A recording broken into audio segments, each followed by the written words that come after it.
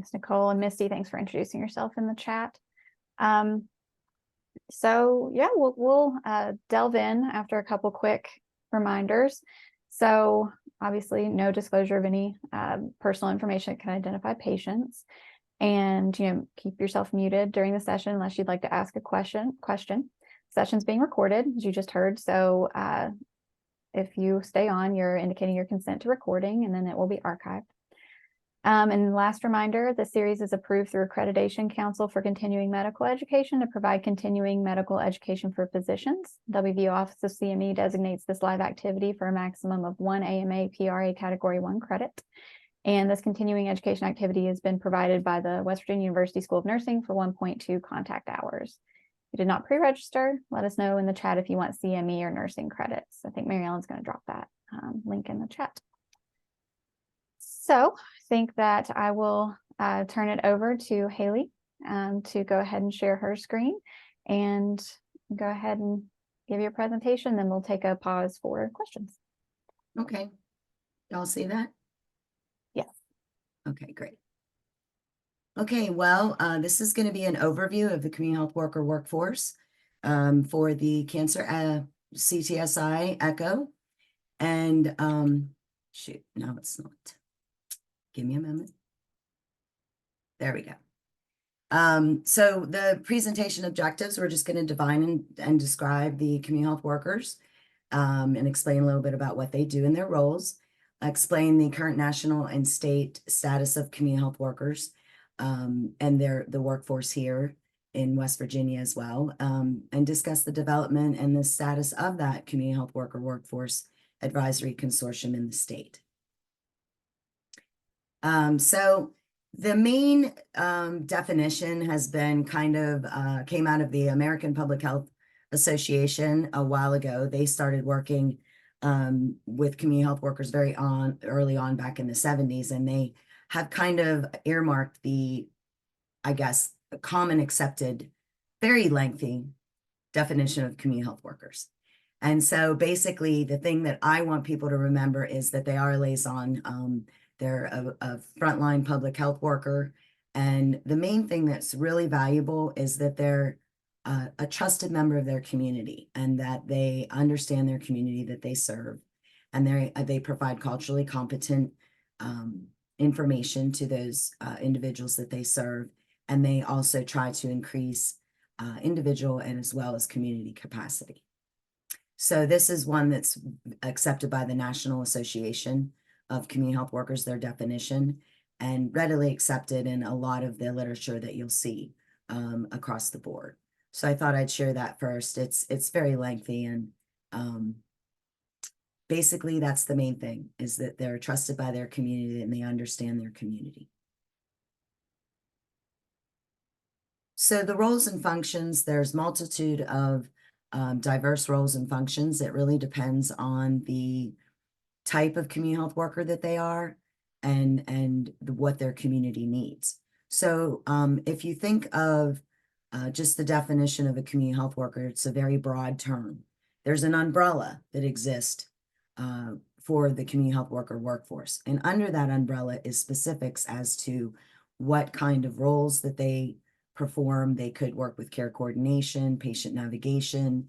They could be working in health literacy improvements and supports for people to understand their care plans, and also do some case management aspects. So it's really all depending on the needs of the client or patient, as well as the needs of the community.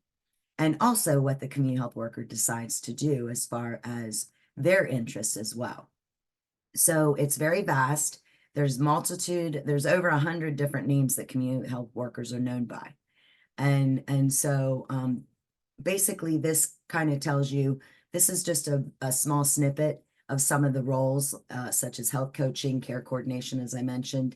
And the thing that's going to be really important in the future is going to be looking at assessing patients for social determinants of health and risk assessments for them in the clinics. And I'm sure Nicole will touch on that later on in her presentation that comes out of CMS guidelines right now for primary care providers if they're going to bill for their services. So here is a overview of This is from the National Association of Community Health Workers, and this shows the membership by employer type. And it's a little older, but basically community health workers work in a variety of settings. The important thing is that they mainly work in the communities. They might be linked with a hospital or a clinic, FQHC or a social service agency or a college or higher education or even a school, a public school system. And so basically it's common for them to do most of their work in the community and be community based, but they can have those linkages to different healthcare settings and work in a variety of atmospheres in patients' homes, as well as in, like I said, schools, and primarily do a lot of their service in the community. So these are the organizations that are very interested in community health workers and have provided a great deal of funding to community health workers in the last few years. And obviously, you know, the White House, they put out a big call a while back that was substantial amount of money for apprenticeships. Unfortunately, our consortium had just been up and running at the time, and we did not apply for that funding.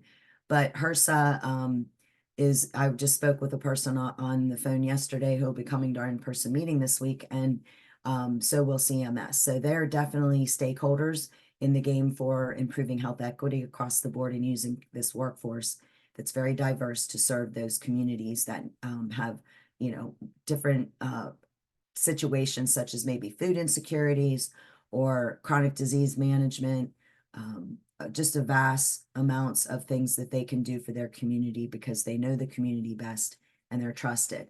So also National Institutes of Health, that they do a lot of research and have been involved for years with the community health workers. Here's a map that is from 2022. And if you see West Virginia, they estimate that we have 320 to 550 community health workers in the state. And these would be people that would probably have different titles, but would be identified as community health workers because of the roles and the competencies that they have in serving their communities. A lot of states around us and the bigger states are exponentially growing.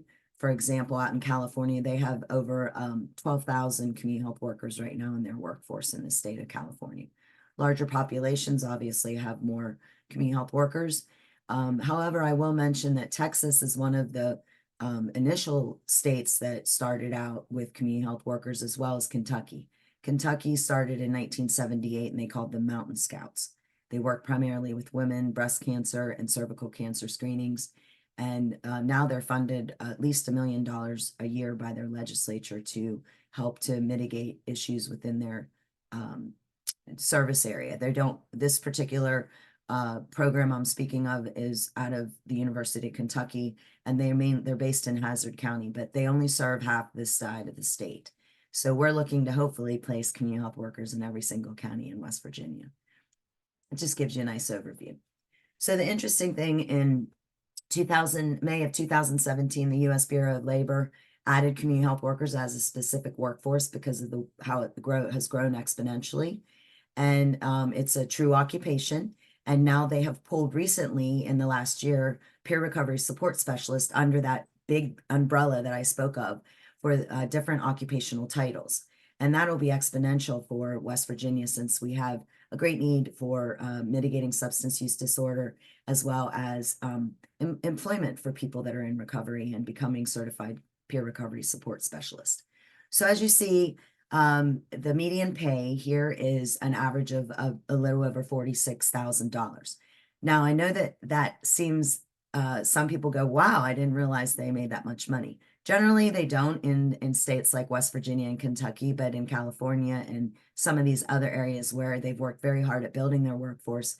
And these folks also are taking on other certifications and kind of growing into more advanced health careers. So it's not a bad job in most states, and I'm hoping to help be a shaker and mover in the state of West Virginia to bring this up and have support for our primary care physicians, especially in rural and marginalized communities. So the nice thing about this workforce is basically they have to have a high school diploma or equivalent. And then they can be provided training by the location as to where they're working or the employer that hires them. And there are different trainings that are going to be required for reimbursement down the road that will support social determinants of health as well as the competencies, which I'll talk about briefly in the next couple of slides. So they really have a short term of job training, and they learn while they're, working and getting to know some of the aspects of their roles, depending on what kind of community health worker they are. And so right now we do not have a certification in the state of West Virginia. However, our consortium would try to make that a voluntary certification, because some of these folks that work as community health workers also volunteer and may work for a faith-based organization. And I'll talk just briefly a little bit more about that. What's really fascinating about this particular workforce is the rate at which they're growing. And so as you see here, the job outlook from now, 2022, this goes back, but in the next 10 years, they are growing 14%. Other occupations are growing 3% on an average. So this is one of the fastest growing occupations in the country right now. And they estimate about 8,000 per year each year. They have 9,400 here, but in the most recent things, they said about 8,000. And this also shows you just how the community health workers compared to the other social service type of jobs and all other total occupations are growing exponentially faster. So there's a need for it, and there's also opportunity for it, for this particular profession.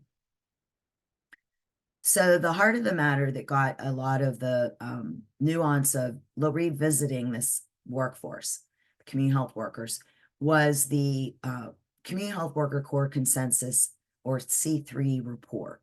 It was a project back in 2016, started a little earlier than that, but basically this was the third time that the United States has looked at this workforce and studied it very in depth and very comprehensively. So the main thing is it was a national assessment, and it was a review of this workforce. And what they really wanted to do is look at the standards and the recommendations and how that is applied to policy and practice. And they have incorporated, there's about 15 or more organizations, and here's just a select few of them on the screen, but it really started stemming out of the American Public Health Association. And that's where they initially presented their information for this workforce. So what came out of it was three main things: their roles, the standard for roles, the standard for competencies, and the standard for qualities of community health workers, among other things. And they're still continuing to use this report. It was a 3-year study, and it was one of the largest, if not the largest in the country, specifically focused on the community health worker workforce. So these are the standard roles. There's 10 of them. And they also break down into different sections of the roles that they serve. And I left the link there at the bottom of the slide for the C3 project. There's exponential information there for providers as well as community members and community health workers themselves that can help expand the knowledge and the components of this. So I'm just highlighting a very little bit of what we feel is important at this time for people to understand.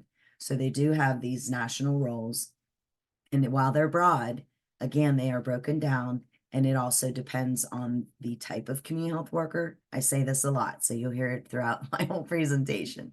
The type of community health worker that they are, and then the community that they serve and the needs of that community. Here are the competencies, and they too are broken down. There's 11 competencies. For example, communication skills, very broad topic. But if you take it down a couple levels, you'll find that the recommendation is for community health workers and peer recovery support specialists to have motivational interviewing, moving people from being ambivalent to action.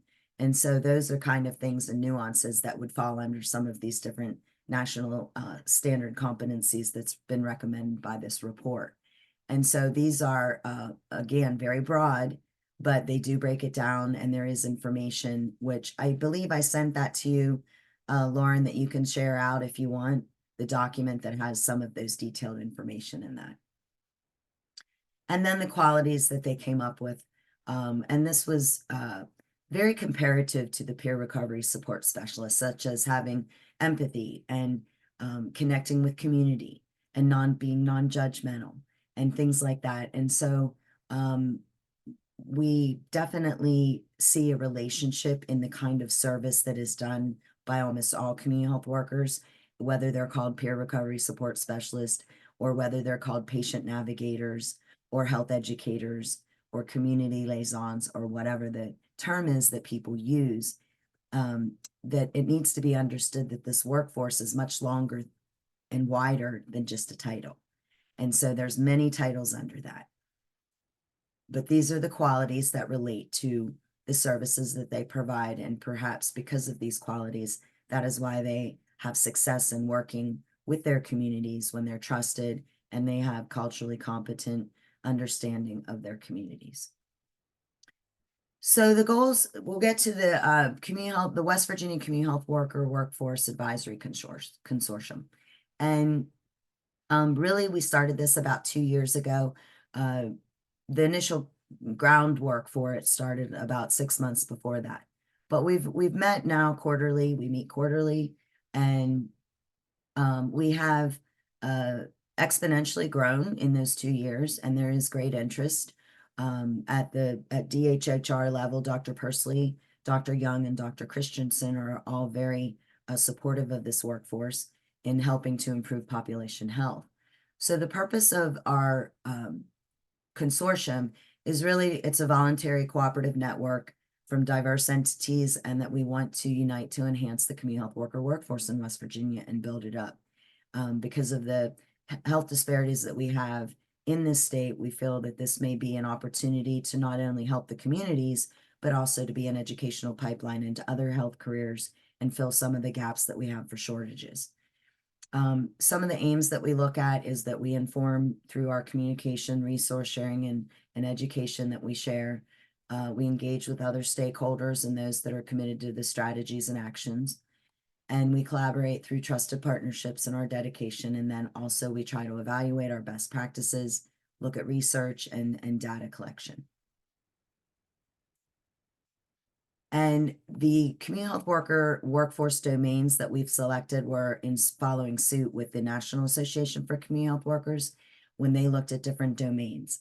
And so the top 5 that we're looking at right now are these 5. And so we've broken into work groups under these specific domains, and we've made some goals and some objectives, some strategies, and some KPIs. And we're putting this together to bring a state plan to Charleston for our higher up, so to speak, in the Bureau and at DHHR to review that and possibly take that on behalf of the consortium to the legislature next year to have a certification for community health workers should some of the rules change as they did in the past with peer recovery support specialists. We want to be prepared, and we want to make sure that we have all our P's and Q's in order to be able to move quickly should that occur at a federal level. So the other 2 that we'll want to do is policy, and that, as I said, will be probably next year during the legislature session, and then also research, of course. We want to start looking specifically at research within West Virginia because we are unique in different areas than our bordering states. But all of our bordering states have community health worker programs. And while I connect with them regionally and talk with them, they are exponentially growing faster than we at this point are in the state of West Virginia. So there's a lot of growth for us to do and a lot of collaboration. And we also are looking at making sure that we consider bordering states when we do have reciprocity opportunities for this, because a lot of our folks work across the state lines as well with their patients. So this is just a review. I'm not going to go through all of the names of them, but this is some examples of the organizations that are part of the consortium. And also we have regular quarterly meetings that are an hour and a half. If anybody'd like to participate, you're welcome. There's no fees. We turn no one away. You're welcome to come and join. We record it. We send it out. and we provide lots of resources and guest speakers from a national level as well as a regional level and also within the state. So we have roughly about 55 organizations as part of the consortium and 120 individual members. So this is this photo or a map of the United States. And why I'm showing this is because there's a big focus on health equity and improving that across the board with HRSA, with CMS, with all the federal agencies. Health equity got a nice review look, I guess, during the COVID times of looking at different areas of marginalized communities. And I zoomed in on West Virginia just to show that only one of our counties up in the Eastern Panhandle is under 9.3% of poverty level. This is, where we have a family of $30,000 income for a family of 4. And we have about 1 in 5 people in the state of West Virginia living below the poverty line. So we want to look at this equity landscape. And if we see that a lot of our counties are in the highest level of having poverty. And so we also believe in the consortium that the community health worker workforce is a solution to some of these problems that we have, that with boots on the ground, engaging community and helping to bring education, management of chronic disease, food insecurities, and help with all the health disparities that they have. While we know that broadband is coming and we'll have telehealth, we also know that some of these communities will not have access to that. So it's even more important to have this workforce expand out into these marginalized and rural communities. So moving forward, our consortium was, as I mentioned, that we're looking at developing our goals, strategies, and KPIs through the domains to develop a statewide workforce advisory state plan. We also are having an in-person, our very first in-person meeting this Thursday, which will be hosted at the West Virginia School of Osteopathic Medicine. We have about 50 people coming. So if you're interested, come on down. We don't mind people popping in and visiting with us and learning a little bit more about the community health worker workforce. We'll also have CMS piped in as well as HRSA will be addressing the group. And we'll also have a little presentation on pharmacy with an F, the pharmacy program, as well as a panel of community health workers. We'll also be looking to collaborate and work with more groups across the state that share an interest in this community health worker workforce for development and employment. And we also want to continue identifying community health workers in the state of West Virginia to build this workforce out. So that's my presentation. There's my contact information and my references for the presentation. And I'll move on and let Nicole start, and then I guess we'll take questions at the end, Lauren, is that right? Thanks, Haley. Okay. We can go ahead and take questions now, actually, if Okay. anybody has any.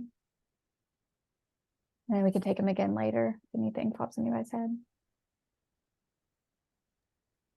I actually have a question. I was looking at that when you showed the map of how many, the estimate of how many community health workers are in West Virginia. It looked like a pretty, relatively high number in our state compared to some larger states. And you said that we're, you showed what, 14% growth in the states. Do you have any ideas why that may be? Why there's so much growth? Mm-hmm. I think it gives people opportunity coming out of high school. They don't know whether they want to go into healthcare. They don't know whether they want to be a social worker. So this gives them an opportunity that they're from their community, they know their community, they feel comfortable in learning and kind of figuring out where they want to be. And then if they really embrace it, we find that most of our folks that we've trained in person back many years ago through the Community Health Education Resource Person Program, that's a mouthful, CHIRP, the CHIRP Community Health Worker Training Program, it's the one that's online in the state. There are tons of opportunities there. So they can kind of fill that out. They can be trained, and then they can either go back to school or they can continue to explore the community health worker workforce and develop certificates of education, like going and learning motivational interviewing and working towards that, because I believe that eventually we will have to have a voluntary certification, while we don't want to make it mandatory, because some people volunteer and they just want to do that. and they don't want to go through a lot of steps to have to be certified. However, peer recovery support specialists, they have to be certified to do those things. They can be a support person. So, but to be certified, to be billable through CMS is a must. And the last few years when they were trying to develop that, it was a rush job, really, to get the peer recovery support specialist certified. So we're looking ahead and we're saying we want to make it voluntary for those that work in clinics and hospitals to make sure we have a very robust, trained, competent workforce. If they're going to do home visits and they're going to bridge that clinic or that hospital, I will say also that there's an excellent program. A lot of urban areas have great need. And in Penn Center down in Philadelphia, they work with hospital there, and every person that is discharged from the hospital gets a community health worker. And they get it for a couple of weeks to make sure that they're getting their meds, they're signed up for programs, they have access to all the things that they need. For example, an elderly person might have pneumonia, and they have to either decide in food or their medication, and they decide food, and then they have another bout with pneumonia, and in comes 911 call. The paramedics come in and they get readmitted. The hospital gets dinged heavily on that. So we want to prevent readmissions. The sky's the limit for what we want to see happen with this workforce in this state. And so we need informed by providers. We need involvement to say, here's what we want, here's how we do it. And there are multiple ways to do those kind of things depending on the community, as I said, and the type of community health worker that the person wants to be. But there's tons of opportunity here. And so I think that we haven't even scratched the surface yet in West Virginia with this. And people are now just recognizing that peer recovery support specialists have been pulled under that umbrella. And again, it's a huge umbrella. And I remember presenting nationally years ago, it was a conundrum. That's what we called it. The titles that community health workers have. And so it's a wide variety of opportunity for many people. And I think that having it so you don't have to get a degree and spend a lot of money to get it, jump into something that you're not sure of, this lets them kind of test the waters. Yeah, great, thank you. And I You're see welcome. Misty asked, yeah, Mary Ellen just answered. We'll send the presentation out in an email tomorrow, Misty, so you can use it. Does anybody else have another question before we hop over to Nicole's presentation? I did have a question, and it kind of piggybacks a little bit onto Lauren's question. Do you know of the current CHW workforce that we have in the state? What do the demographics look like? I know you said, one of the nice things about it is that it's something they can get into coming right out of high school, but, are you seeing them kind of more in that, younger demographic, or is it somewhat spread across? That's a great question, Mary Ellen. And I will say that right now we see that more of them have a master's degree. And more of them are, I would say, middle-aged and more females. However, I'm working with the West Virginia AHEC, and we have an ongoing survey in the consortium that is looking to gather the footprint of the community health workers across the state. So we're looking at all those demographics, and it's ongoing. So it's always open to new members and people that are becoming more aware of that. But believe it or not, I was quite surprised that a lot of them have a minimum of a bachelor's and a large percentage. I don't have the numbers in front of me, but I can get that for you if you want. And at where we're at currently, because it changes, with it being an ongoing survey. But I was surprised that a great vast of them have a master's degree. And we want more males too. It is, women are known, quote unquote, for, I'll stereotype us, caregivers. And therefore, there's seems to be more women interested in that. But we do have a nice section of men that are coming along, males that are coming along, and we have lots of diversity from all walks of life and all populations. And we, in the consortium, we welcome everybody. And we have people working with, substance use disorder. We have minority populations, such as Race Matters, they work with some of their African American populations that have a lot of chronic illness, and they're doing great work. And we have LGBTQ folks working with their populations. We want people to understand HIV and HCV mitigation if they're working with substance use disorder and getting them on PrEP. If they're working, and I see where their linkage is, they're in the community, they know these people, and they have much more success than somebody that's a stranger coming out of a clinic and trying to work with them. So that's where they are the liaison between the clinics and the communities, and really can get into the heart of these populations and help them. And we have a growing homeless population that's going to have more issues with health equity and disease and other things. So it's really what they want to do, because there's lots to do in West Virginia when it comes to community health worker workforce type of responsibilities. And then one other question that I have, in the one slide, it looked like the majority of community health workers, are employed or are coming from a community-based organization. Where do faith-based groups and organizations kind of fall within that in terms of having, either a community health worker or, lay health advisor or some other, term that they might be using? That's a great question too. So we work with Bishop Haley and his church on the west end of Charleston, and they have a community health worker. They also have developed if you will, a computer lab where their folks in their community might not have a computer or have access to working online, so they can take the community health worker training if they want. And then we also help them with their health fair, and our students go over and help with that. So it depends on the church and what they want, or the faith-based organization. And a lot of them like to just volunteer their time. So they might help at the local food bank with food insecurities, or they might actually go out and serve some of their population, a meal. And so they come together, and they are mostly volunteering in their community, but they do have, I know one that is now a hired community health worker that is in the heart of their community. And, one person can do a lot by bringing to light the needs of the community. And then that's when their faith-based organizations usually step in and help with mitigating some of those issues. They also work with Health Right, the free clinics, and some things like that as well.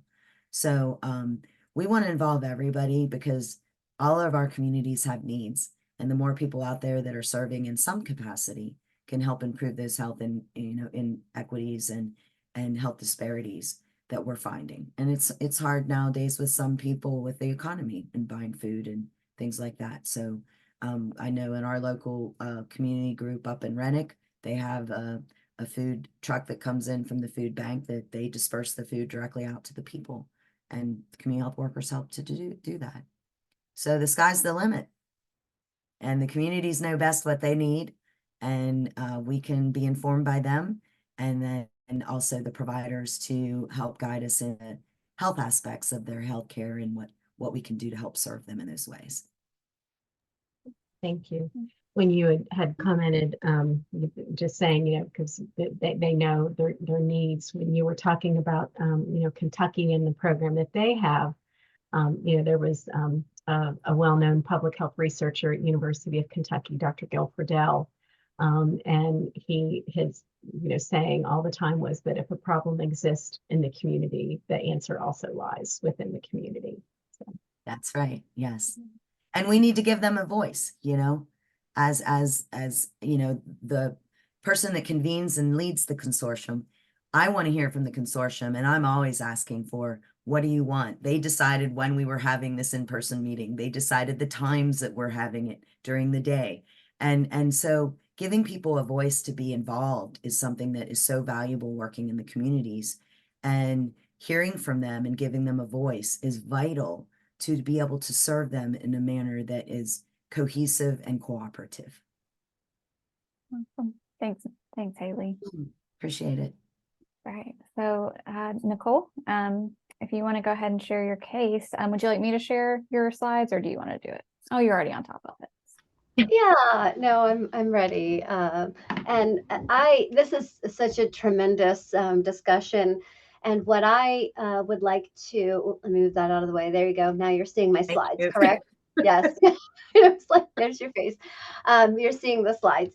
So let me pop this up. What I want to do is pull the thread on how, and I think Haley has, I mean, just a spectacular effort in bringing together this consortium. One of the things that I think we need to move towards, and we should, and we are now enabled to, is how do we position community health workers more so in a center of primary care? That can look like a lot of different things. But I do like the idea a lot of suggesting that within our primary care facilities, we can enable, whether we call it a navigator or a health coach, the conundrum, as you've suggested, or a community health worker, that having them aligned with the medical team can help us. And I'm going to pull the thread, obviously, on a cancer case, but I believe that there's relevance to thinking through this from a chronic disease management perspective, as well as many other conditions in primary care. So, just a very high level of an individual who's a 66-year-old male who is nearing the end of treatment for a stage 3A non-small cell lung cancer, has had a surgical resection of the right inferior lobe, nodal resection, that was completed about 6 months ago. He's been on adjuvant therapy, has been receiving standard of care 4 cycles of platinum-based chemotherapy that he finished a couple of months ago, and he's now on a monoclonal antibody for the next 10 months, atezolizumab, and had received postoperative radiation therapy, 54 gray and 28 fractions to the lung. He has exhibited treatment toxicities, the common toxicity criteria, grade 3 atelectasis. So he's receiving supplemental oxygen and has had grade 2 bronchospasms and has an inhaler to help with those. Just some more context when we start to dig into, so you can look at that case and think, okay, from a primary care perspective, I can see, the medical needs emerging around side effects of treatment and treatment toxicities. But let's dive into the social history, because I think this is where the navigator or the community health worker can play a significant role. So this gentleman, will go further, is a 15-year pack year smoker, and he still smokes intermittently. He lives with his wife and his mother-in-law, who is disabled. His wife happens to be a primary caregiver for the mother-in-law. They reside in a rural area in Boone County, and their commute time to their medical treatment is 3.5 hours one way. He is retired with disability from a mining position that he held with Thornhill Industries. And his wife is really not able to drive him long distances. And so various family members help to coordinate to get him to his medical appointments in Morgantown. So let's go a little bit further. Some of the condition management challenges that this gentleman has faced. He's had 9 visits to the emergency department in the last 4 months due to shortness of breath, dizziness, feeling like he is going to pass out. He's had multiple falls at home. He's had water access challenges in his home due to well insufficiency during drier times of specifically in the summer, and water safety alerts that have come out about groundwater issues near his home. His family has a satellite internet service, but a very limited monthly data plan that allows them to have certain levels of access, downloads, and over a monthly time period.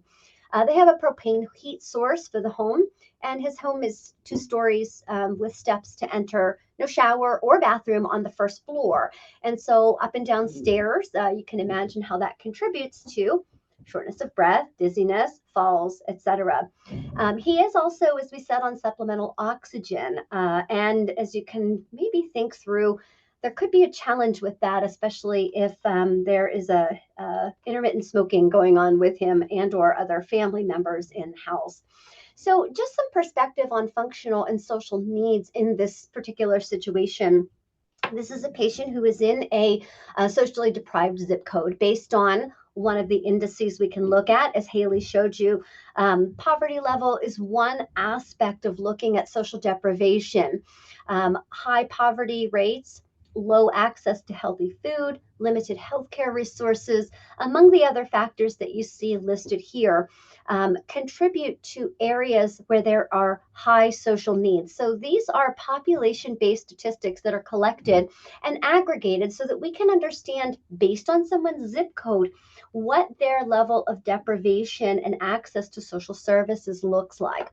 And so when we think about this in a primary care setting, really doing a needs assessment to understand not only the follow-up needs and follow-on needs of this individual from a medical perspective, but really the needs around the social context and the conditions that he lives and functions in. So there are several health-related social needs screening tools, and we're going to just talk through what just one example of what the domains of some of those tools include. So this is a suggested approach for how we could use community health worker in a primary care setting.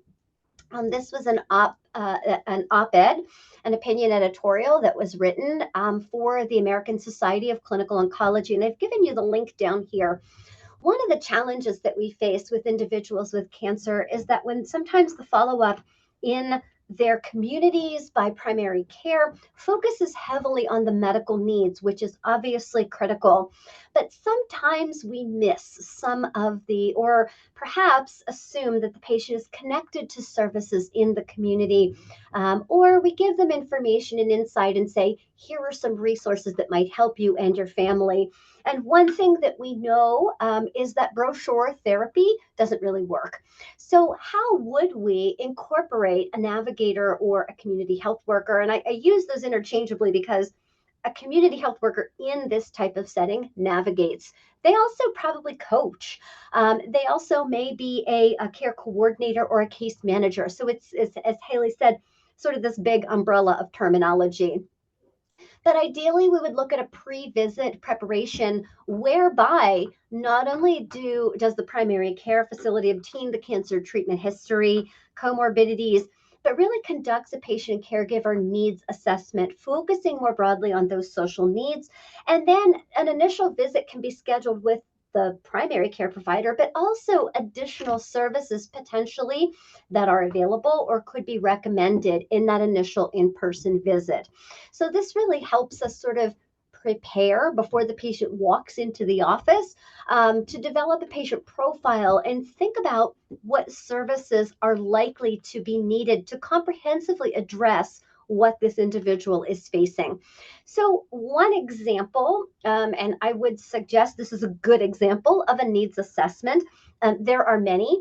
There are cancer-specific needs assessments, but this is the Center for Medicare and Medicaid Services, their health-related social needs screening tool. This is their accountable health communities. It is developed, implemented by the Center for Medicare and Medicaid Services. There is now a credentialing process for community health workers to be able to qualify to be paid for their services under some new Medicare reimbursement codes. And so therefore, I do recommend that this may be a tool worth looking at. It's always good if Medicare is going to be paying your bill to use the tool that they suggest. And so this tool covers multiple domains. And if we think of the needs assessment domains covered by this tool, it's 26 items in this tool. And so this could be conducted in a phone conversation prior to the individual, by the community health worker, prior to the individual arriving for a primary care visit. And it assesses across the domains that you see here.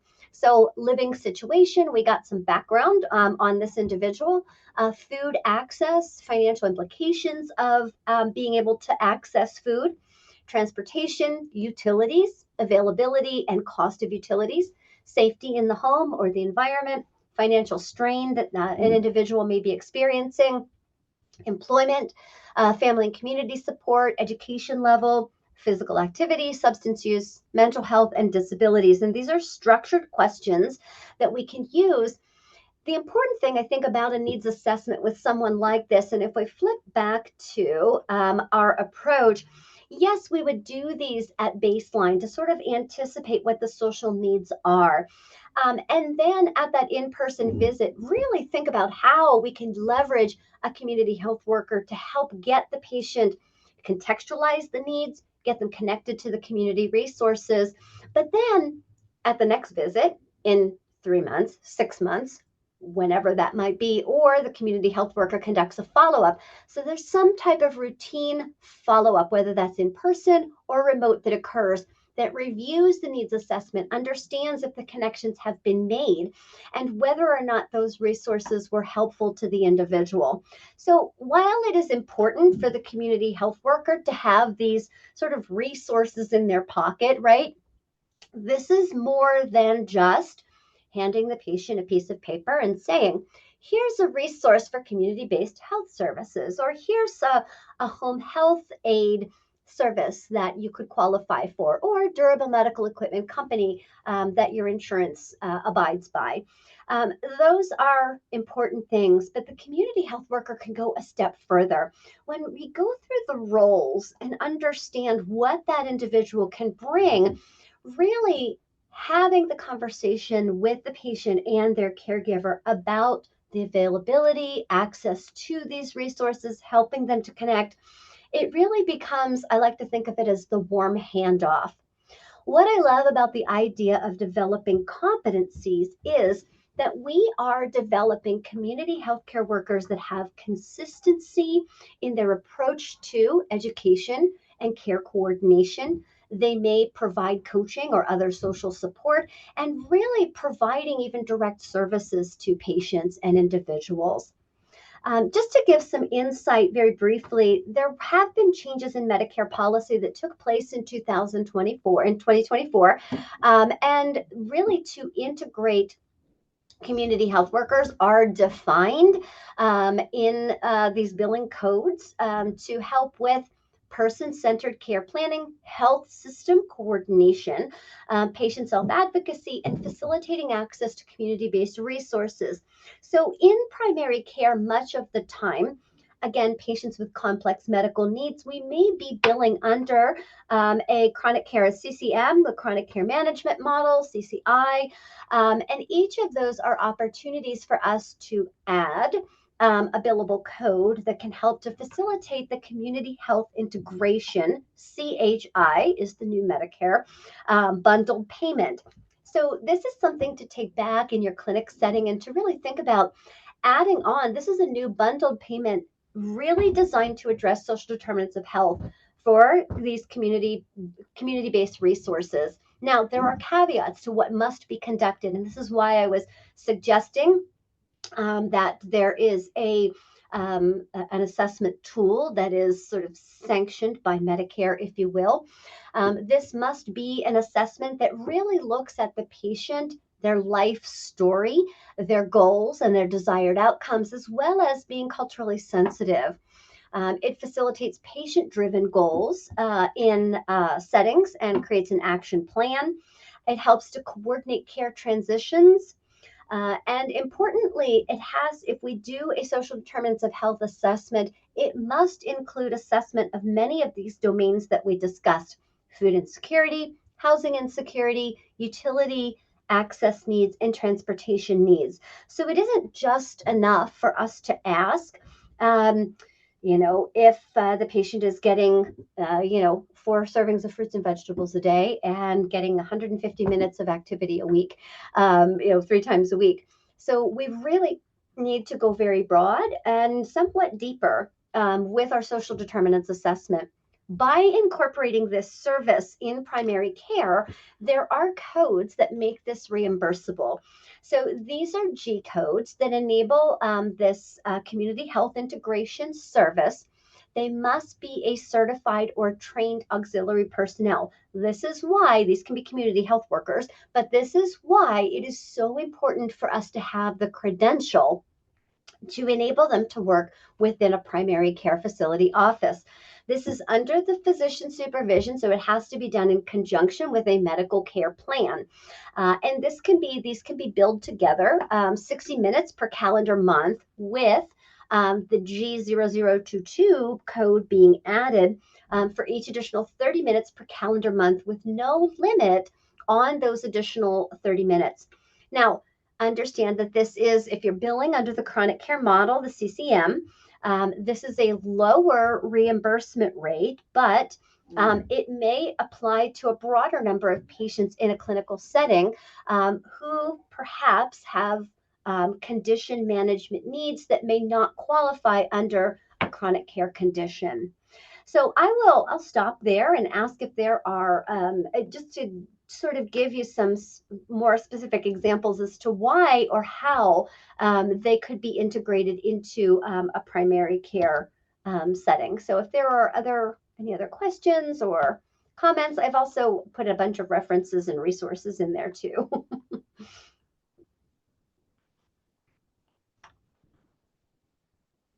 Thanks so much, Nicole. That was, as a non-clinical person, that was super helpful. See how it would work. So. All right, we have just a few minutes. So if anybody has any last minute questions or comments they want to run by, and Misty, I know you wanted Haley's presentation, and I'll also send you Nicole's as well. They'll go out to everyone who registered for the ECHO. Okay. Well, thank you both again, Haley and Nicole. We really appreciate your time, and I'll send out your information, your presentations in PDF form to everyone who registered, because we had several people who registered who weren't able to be on today. So we'll get that information out, and then the presentation will be posted on our YouTube page for people to go back and watch as well. So yeah, that's our next session will be April 23rd. It'll be focused on a complex cancer patient who comes in with illness to primary care. So spread the word on that, and we'll reconvene then. But if there's nothing else, I will hope you all have the rest of the day. Thank you for this opportunity. Yeah, thank you. Thank you, Haley. Thanks. Thank you.